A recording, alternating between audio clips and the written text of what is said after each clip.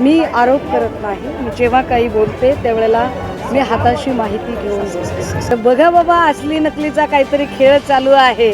जे 2-3 लोक कोट शिवून तयार आहेत, त्यातल्या कुणातरी दोघांना सांगावं की तुमचे कोट नेटफ्लिक्सवर आता विकायची वेळ आलेली आहे. त्यांना त्यांच्या गायकीच्या क्षेत्रासाठी मी त्यांना शुभेच्छा सुद्धा देते. काय हरकत आहे? भावजाईच आहे ना माझी, काही शत्रू नाही आहे. असं काय करताय? नेहा पुरव यांना ज्या पद्धतीने पियुष गोयलच्या लोकांनी अगदी घरात घुसून धमकावलं, या सगळ्या घटनेचा आम्ही जाहीर शब्दामध्ये निषेध करतो.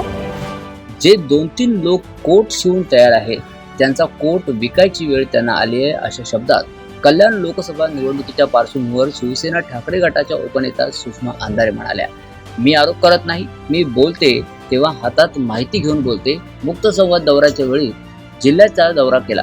यावेळी विशेषतः कल्याण न्यायालयातील वकिलांशी चर्चा केली होती. इथल्या महिलांना सुरक्षित श्वासही घेता येत नाही. तसेच इथले तरुण बेरोजगार मुलं आहेत, त्यांच्या हाताला कधी काम मिळेल असा सवालही त्यांनी व्यक्त केला. बघा बाबा, असली नकलीचा काहीतरी खेळ चालू आहे. आणि मला वाटतं या निमित्ताने नकली लोक फार लवकर उघडे पडतात.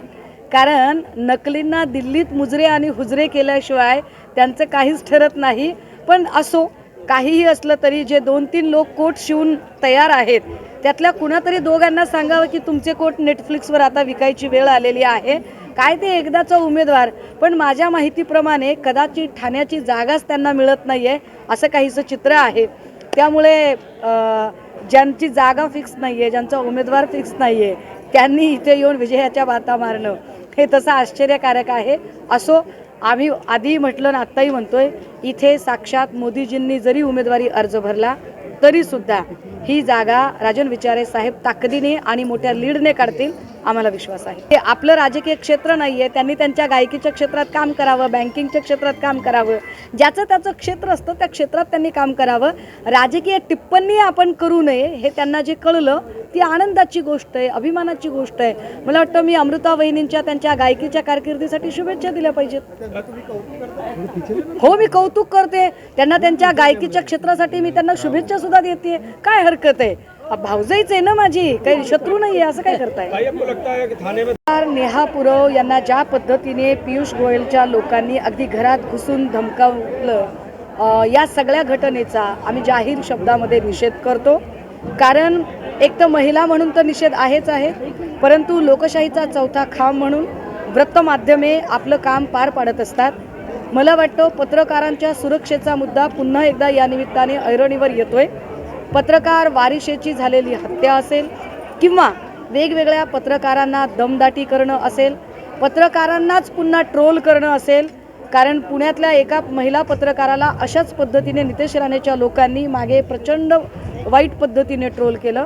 आणि आत्ता पुन्हा एकदा नेहा पुरव यांना धमकावणं, हा सगळा लोकशाहीला तर घातक प्रकार आहेच आहे, पण एका अर्थाने पत्रकारांवर बातमी देताना त्यांच्या बातमीदारीवरच दहशत आणल्यासारखा आणि त्यांना दडपण निर्माण केल्याचा प्रकार आहे. मी आरोप करत नाही. मी जेव्हा काही बोलते त्यावेळेला मी हाताशी माहिती घेऊन बोलते. मुक्त संवाद यात्रेच्या निमित्ताने जेव्हा प्रत्येक जिल्ह्यांचा आम्ही दौरा केला, त्यावेळेला स्पेशली कल्याणच्या न्यायालयातल्या समस्त वकिलांच्या सोबतची मीटिंग मी स्वतः केली होती.